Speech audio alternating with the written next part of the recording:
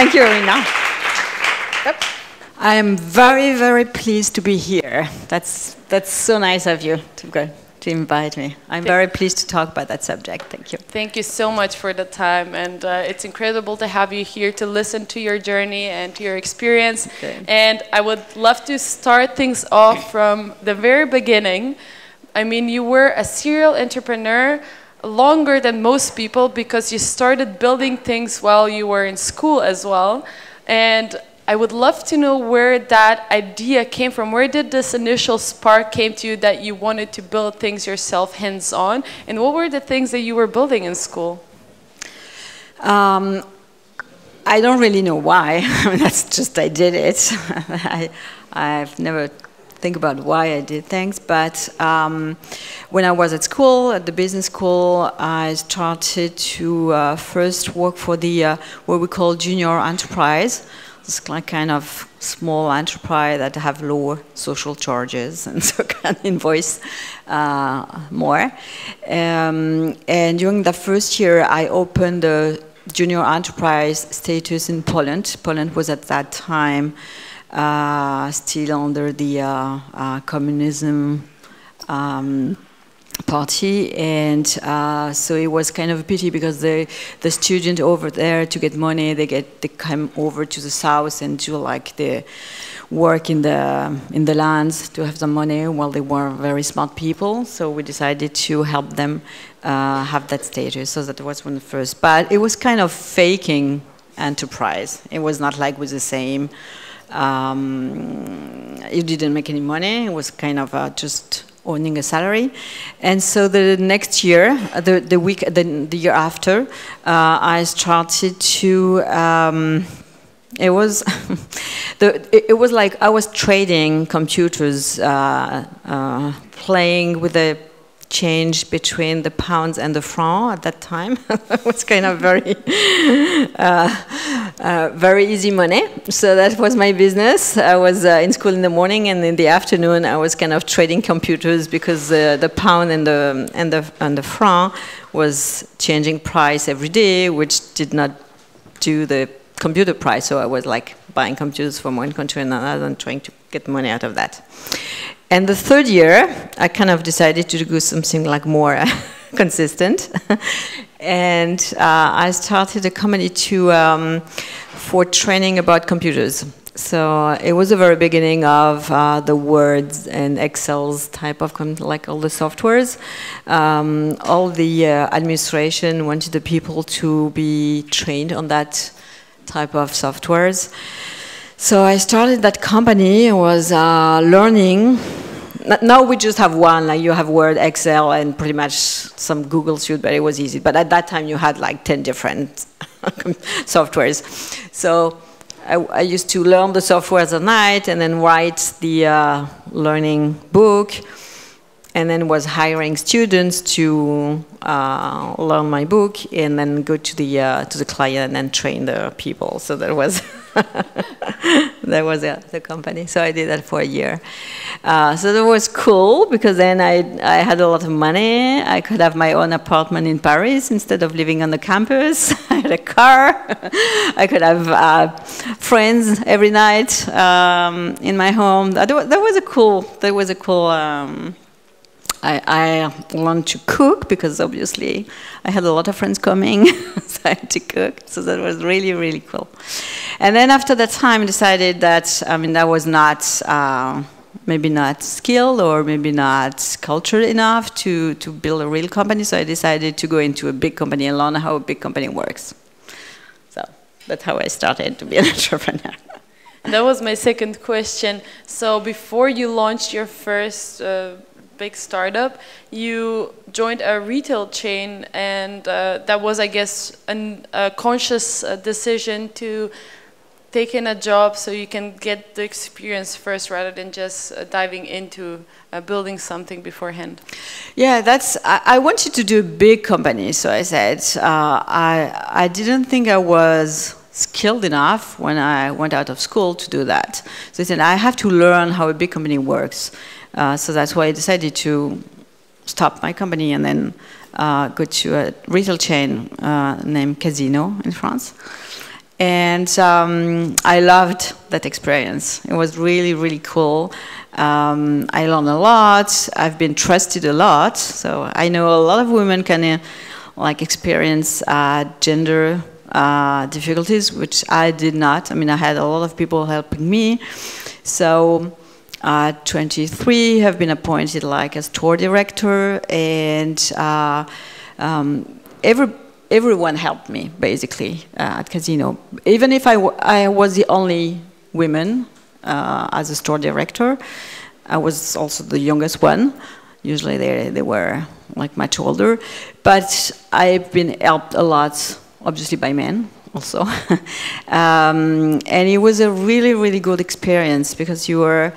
I used to work with people that were not educated at all. It was like food business, for the one who doesn't know, like it's a food retail chain.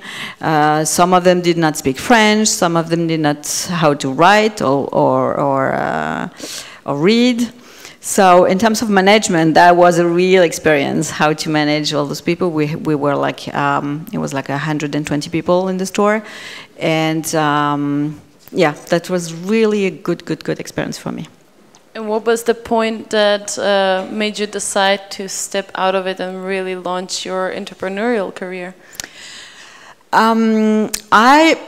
For whatever reason, I don't remember, I had decided that I should have my own company at the age of 30. That was something like, don't know why. Personal objective. Yeah. And so after the retail chain, I moved to a company called Catalina Marketing, and they just opened a French office. And again, that was a really, really cool experience. I had wonderful bosses, and I enjoyed it a lot. But I was about to turn 30, and I did not have my own company, so I was really, okay, that's not possible. I decided to do so, so I have to do so. But I loved that company. I was very excited. I had a very good salary over there. It was very difficult for me to say, okay, I quit. So I got to my boss, and I said, okay, you know, I have to create my own company. That's just the way it is. So, but I love to work for you. So what I suggest is I resign, I like launch a company, and then I invoice you. We just don't change anything, but I will invoice you instead of being a salary, an employee. It was like, oh, God. We have other things to work than caring about you, but okay. Obviously, I mean, he didn't want to say no to me, but that was just bothering him, but that was just the way it was. And so after a while, he did not take time to build a contract, etc. So after 4 months, I said, okay, now I understand you don't want to do that, so I resign and I manage later on. He said, no, okay, let's do that. So I just resigned, and nobody took time to work a contract because nobody wanted to. And then I continued to do the same job. Nobody knew in the company. I was the only one knowing with my boss. And then instead of receiving like a pay slip, I just sent an invoice. So that's how I started the company. So I sent an invoice, worked for a year and a half. And after a year and a half, they wanted me to open a new branch from that company. So I started to build the business plans and go front to the US, try to see how to translate the business they had in the US into the French environment, and talk to my friends about the project. And some of them say to me, okay, you should not do that. And I say, you're not going to get along well with the Americans. Sorry for you guys. You're going to have reporting. You're going to have a lot of things. I'm sure you're going to get crazy with that. So you should start your own. And I say, well, but I don't have any money, so that's kind of difficult. You know, it was kind of a long time ago. It was not like it was wonderful environment. And say, okay, so my friends told me, okay, think about the business model, and then you come back to us, and we're going to finance you. I said, okay, thank you. So that's what I did. I didn't want to steal what I did for Catalina. So I switched to another business model, which was in the emailing. It was the very beginning of email. So trying to, it was part of what I've learned at Catalina, why people churn, from how to prevent people churn. And we had a lot of data. I had like 12 people doing like data crunching all day. And what we realized is with the data inside the company, well, at the retailers, we were crunching the data from the retailers, there is no sign that somebody will churn, or very little. So because all those signs come from like life events, like you're gonna move, you'll have a baby, you change job, whatever, and that's something that is very difficult to see inside what they buy. So I think the value is to share the data among different companies, so from people that have like reading the classified ads for a new home, and for people buying some kind of new cars, etc. So I launched this like co-opt email database. And that's how I started the Come and Stay, what's the name of the company, adventure, financed by my friends. So I didn't have to go to a lot of people. And the first, that's something I can share with you. The first year is always kind of difficult because you don't have enough money to pay your salary. And I had 3 kids at that time, so I had the kids, and it was kind of difficult for me to say, okay, I'm not going to have any salary for a year before you have like real financing or make money out of the company. So what I did, I negotiated with with Catalina, and one of the big contracts, like the biggest contract of the company, was about to be renewed the year after. And I negotiated with them and said, okay, I'm not going to take care of the team anymore, so you need to find a new manager, but I will be in charge of negotiating the contract, because I was the most skilled in the company to do that. So I will sign the renewal of the contract with you. I negotiated in commission on that, so that will equal my yearly salary. And we're not going to say anything to the client. I mean, we're going to not announce to the client that I'm leaving. I will take care about the renewal of the contract, and once the contract is signed, that's okay. So I was only doing one thing, is trying to renew the contract with the client, so it was kind of light in terms of time. And even if it was of high value for the company, it was light for me. And I was launching my company in parallel of that. So all day I was in my office. I was not at the Catalina office anymore. I had my own employees, and like 2, 3, 4 times a week, I was meeting with that client trying to renew the contract. And so the contract is being renewed. I got my salary, and that's how I can finance my own living for the first year. And then obviously you got like fundraising, etc. So that's easier the year after. So trying to get like something in between is usually feasible, because the first year you might not have as many employees obviously as after, and you can find time to do something in parallel. And so after that experience, you went on and launched Monsieur Drive, which you then successfully sold, but then you bought it back. What was the reason to buy it back and sort of get into it again? Yeah, so Comments, I had it for 11 years. So I launched the company in 2000. I went public in 2006, and then I sold the company in 2011. And the last year after I sold the company, I was with a new owner. I launched a new company called Monsieur Drive, and it was a company that was doing like a comparison engine for price for food basket. So how much costs your food? And we sold the company after 1 year. It was like the company started very, very quick. It's easier. I can tell you the next time it's easier than the first time to do company. So for the one who started the company's first time, should think the next time it will be much, much, much easier than the first time. So it started very quickly, and I sold the company to Le Bon Coin a year after its creation. It was like selling it piece per piece, and so I jumped out. My team stayed, and after 15 months, it did not go very well, very bad after, actually. And Le Bon Coin decided to close the company. I was still the second shareholder, so I was very pissed off. I said, "Okay, guys, you played, you screwed it up. I bought it back." And obviously, it was not kind of totally agreed on that, because it was kind of difficult negotiation. But finally, I bought back the company.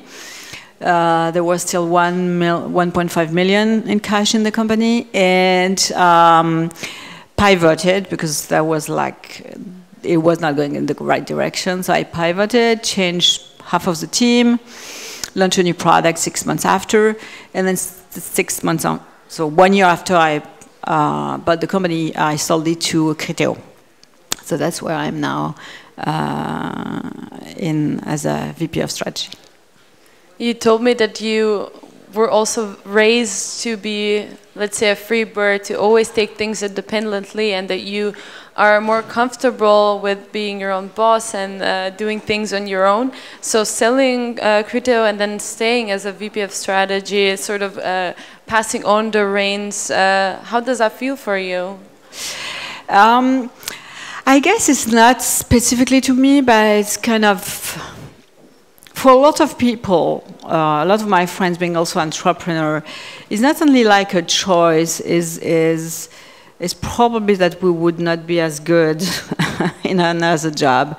And yes, I've been raised very in a family that with my father would say, like, pretty much every week, like, we say, no God, no master. No God, no master. You have to be by your own. You're the only one in the universe. You have to make your living. No God, no master. So that's something. And my grandmother, on my mother's side, she would say to me every month, you have to work. Don't do the same mistake I did when I quit my job because I'm married. You have to be independent. You have to work. You have to work. You have to work. So that was kind of something that you've been raised every single day in your life. So it's kind of, you just feel more comfortable in the situation when you don't have any boss. That's just the way it is. I believe very much in education, and the fact that between men and women we still see a difference, I think it comes very much from education. We are so lucky here in France to be in a country where we have equal rights. We can do whatever we want. We can join whatever job we want, or study whatever we want, exactly the same way. So most of the difference comes from education. And it has really to be. So I don't know how you've been educated and how hope that your education is helping you, but at least do that for your own children. Make sure that when you educate your children, you just treat them the same way and don't make any difference between the boys and the girls. And I can give you like a little story and how education is very strong.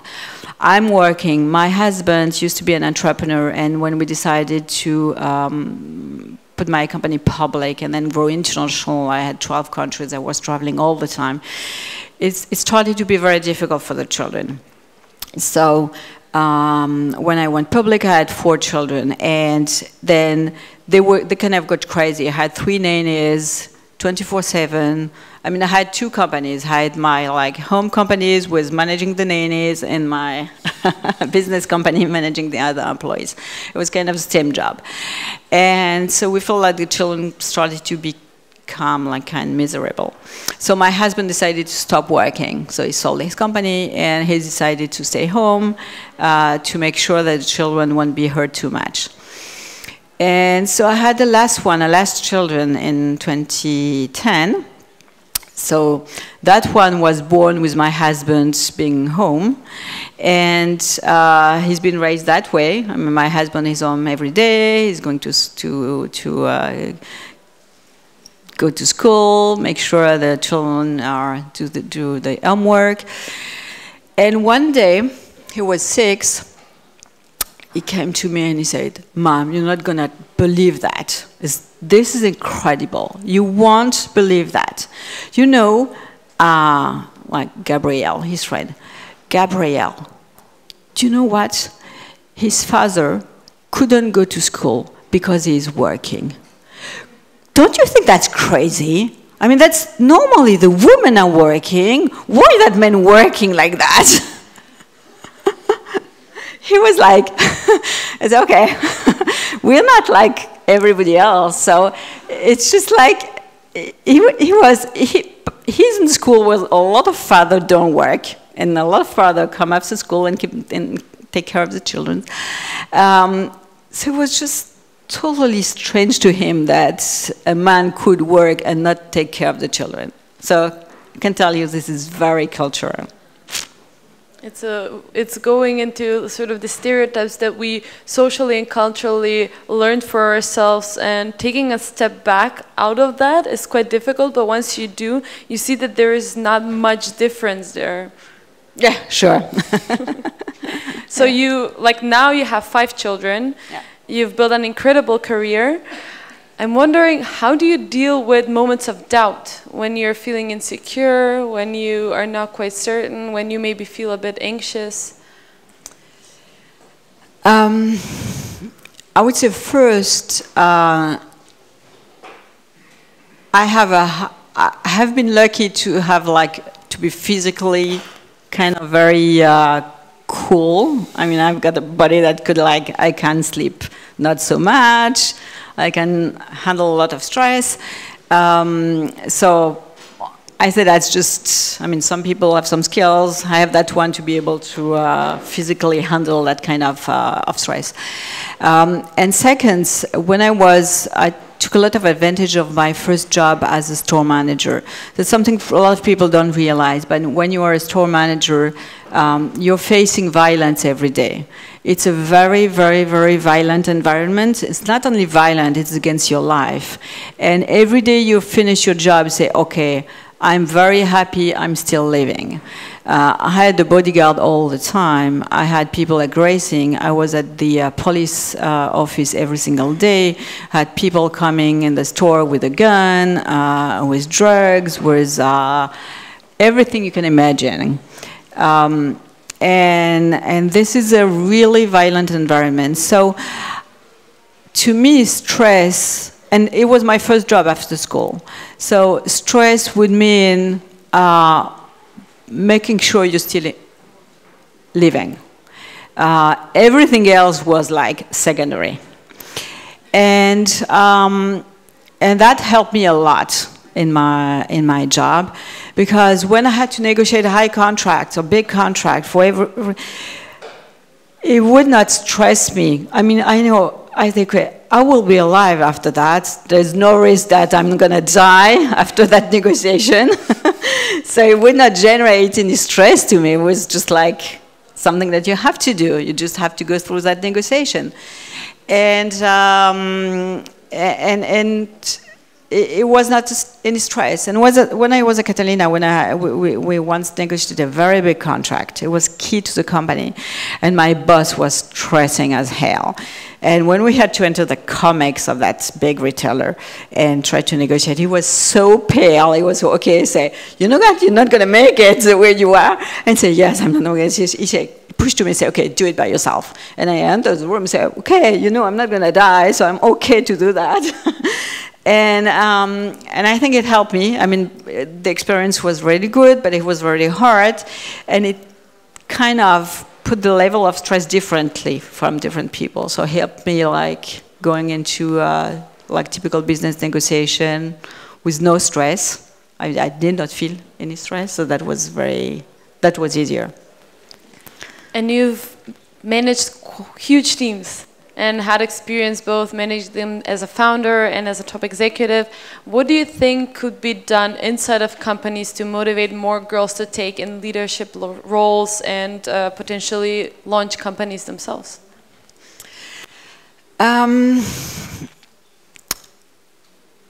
A lot of my employees have launched companies. That's something I did a lot, maybe too much in the companies.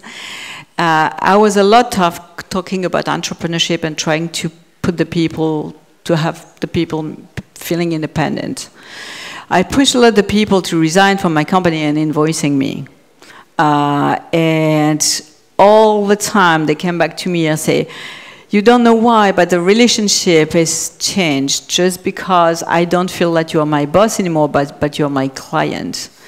And I feel more independent. I feel that I could say what I want. I feel that if I can have another client, I would be able to do so. And every time people did that, they were very, very happy. I very much believe that the hierarchical relationship is not very profitable for anybody, and that we better have independent people having business relationship more than employee to manager relationship. So I'm more at ease in that type of relationship. I think it's better for everybody. So in my own company, obviously I had employees because not everybody wants to do that, but I tried as much as possible to have the people being independent and invoicing me and making sure that this is their own decision to continue working and that they don't continue working just because it's they feel it is safer. I can share with you a statistic which was really incredible to me when the first time I heard that. There was a study like 10 years ago in France, and we were asking the people, how high do you assess the risk of yourself being one day homeless? I mean, homeless is kind of like something heavy. And average score was close to 50% of the people. When you ask people, you say, hey, would you be homeless? What's the risk of you being homeless one day? Like, yeah, maybe 50%. And one category of people answered at 90%, yes, I've got a risk to be homeless one day. 90% of that category would answer yes. Would you guess what category of people are those one who fearing, I would say, every single day that they could be homeless one day?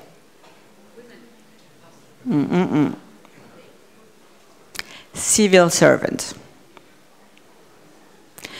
And that's something that has been all the time proven.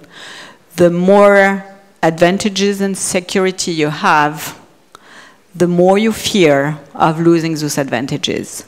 The more you think you're not armed anymore to fight against something that would happen, because everything is coming from somebody else.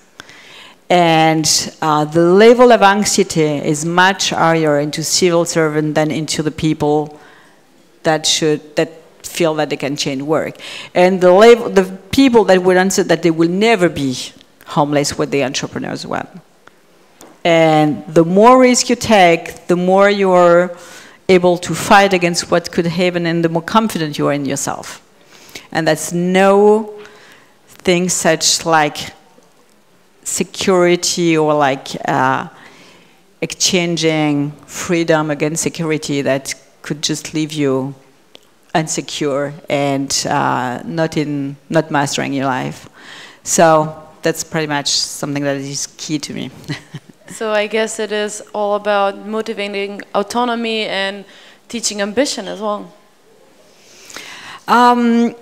It was a lot about think about what you do yourself and what you do just because somebody else is asking you. It's, would you do things that way? Would you, and sometimes you're wrong. I mean, that's not because I'm thinking that I should do that I'm right, okay? But at least talking about that. And about the women, it was the one that were the easiest one to convince to go into entrepreneurship, definitely. They are the one who usually take care of the children home, so they are the one who know how to organize. They are much more organized than the men usually. And so they're used to make sure that everything is done on time, because it has to be that way at home. And so they are usually the ones who are more willing to say, okay, I want to start a company on my own. If you could go back in time and talk to your 16-year-old self, what would you tell her? Or what advice would you give her? That's kind of difficult because I really don't know. I really don't know what I would have said to myself because the environment was different, and I've been happy. I've been doing the life I wanted to do, so I wouldn't say something specific because say, okay, do it, try, do it. So I think it's necessary to go through all the steps and not have influence, because if you don't go through it, you would not have been here. I think it's difficult to say, okay, if things would have been different, I would have do something different, because I would have done a bigger company or something else. I think it's very difficult to go back and say, okay, if I would have taken once, I did that once, I've said to myself, I took a wrong decision that I shouldn't have taken. And I mean, I take a lot of wrong decisions, but usually I try to. I took more good decisions than wrong. But I had just one time where I took, like, consciously a decision that I would think to myself, is not the right one, but I still took it. And the reason was because I bought a company at that, and pretty much the same size as mine. So I was at that time doubling the size of the company, and the CEO of that company was really good. And he was really good, and I thought that he was better than I was. And to me, I said, I should let him run that company. I should put him in place of running the whole company instead of myself running the company. And I was really okay to do that, but I had a partner at that time. And I know he was not feeling that way at all. I know he was like kind of wanted to still be one of the boss of the company, feeling that he was the one who bought the company and not the contrary, not being bought. And I finally took the decision of not putting him at my place just to protect my partner, because we've been partners for 10 years, and I think he would have been too much hard by that decision. He would have not understand why I would not put him instead of that guy at my place. And that was a wrong decision.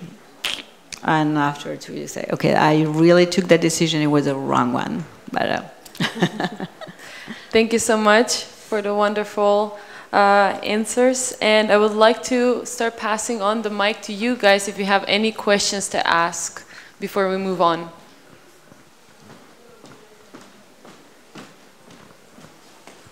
Thank you.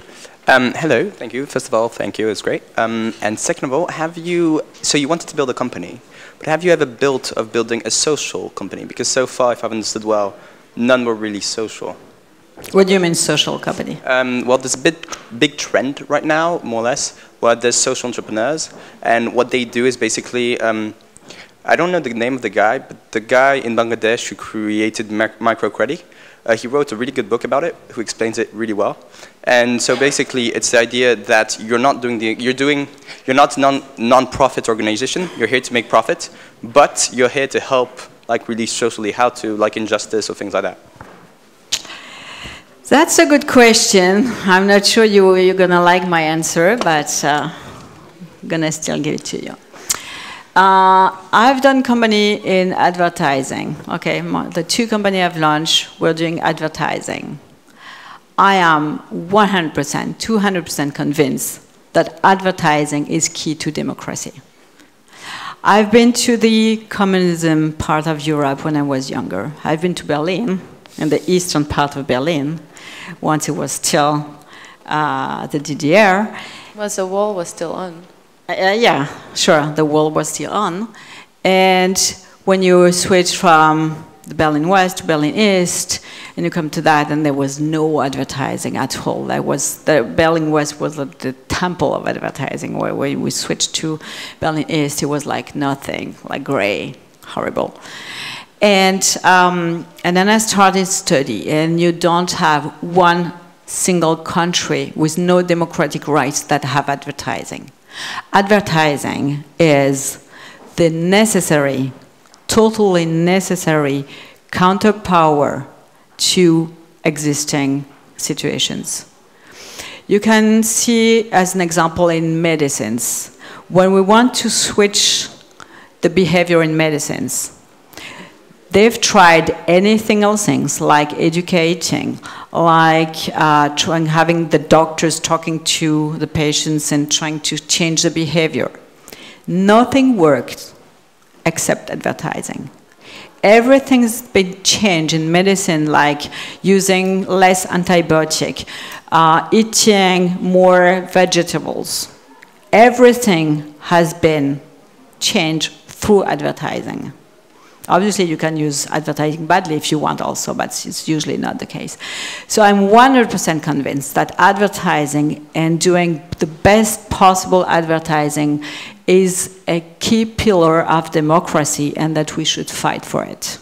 And fight for being good at it, and for making sure that it is at the disposal of people that have messages and then want to change the behavior. Okay, so I have another question if there's nobody. You were talking about advertising, sorry. If you have a question, go ahead, speak up. I'm the only, like, I'm one of the rare guys here, and I'm the only one speaking. The other question I had is, okay, so you said that advertising was a way of doing social good. What do you think of advertising in Facebook, for example, where it's targeted to specific people, and so only they see what they see, and they don't even know that the people around them don't see what they see? I think it's pretty much the same. I mean, that's my life philosophy. Nobody obliges anybody to be on Facebook. So if you're not happy, personally, I used to be on Facebook. I'm not anymore, exactly because of that, because I always see the same type of thing. Then after a while, I realize I only see the same message of the same people. I have like 1,000 people I could be connected, and I only see 5 on my wall for whatever algorithm, and same for advertising. So I say, okay, that's a poor world, and I want to be in a richer world, so I stopped using Facebook just to experience a richer world than the social one, which is very, very poor globally. So that's pretty much the answer. I mean, we've got feeds, we've got eyes, we've got money. That's up to us to change. It's not to Facebook. I mean, Facebook is a company. If we find that's not a good thing, we can change it. We just can't stop using that. Hello, thank you for your sharing. We talked about women and their role and how we can have more women in business and everything. Do you think the companies, whether startups or big corporate companies, have a role in gender diversity, and what can they do, according to you, to get more women in their top management or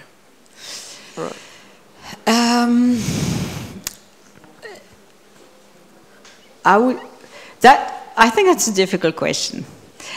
I've seen a lot of, I wouldn't say studies, because I didn't see any studies about that, saying that companies with women are better ruled than the other ones. So I find it hard to have a real objective reason to put more women in company, except my own view of having a diverse society. I don't know if having more women in company or being equal makes the company works better. I really don't know. I haven't seen any study that could prove that to me. But at least I see that personally, the type of society I want to live in is that way. So whatever the rest of the people could think, I prefer to live that way than the other way. So that's why I think that I should push for that, and that companies should push for being equal and making sure that the company are ruled by women also. So that's more because it's my kind of own pleasure, own satisfaction to live in a society where we are equals, that I think that I'm pushing for doing that. Maybe one more. Does anybody else want to ask something?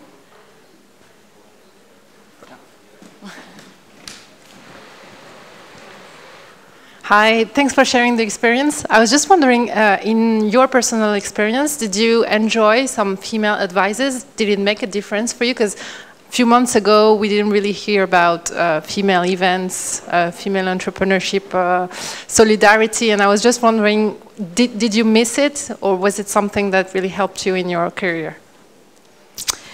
I did not have any female advisor.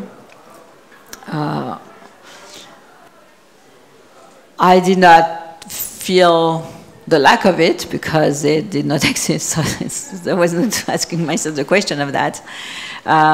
So I don't know. I really don't know. I was very lucky to be very much helped by my friends. They were male, and they helped me a lot. So I wouldn't say that it makes a difference for me to be helped by a man and a woman. But I would say what was key to me is being helped by my friends. They were my shareholders. They were they were here all the time while letting me free. So that was key to me, to have people to rely on and discuss openly and help me to take the best decisions. Well, they were not female, but I don't think it make any difference to me. Thank you so much for the questions. Thank you so much for the wonderful conversation and for all the input that you've given us. Give her a warm applause for being here. So girls, go, go, go. Yeah.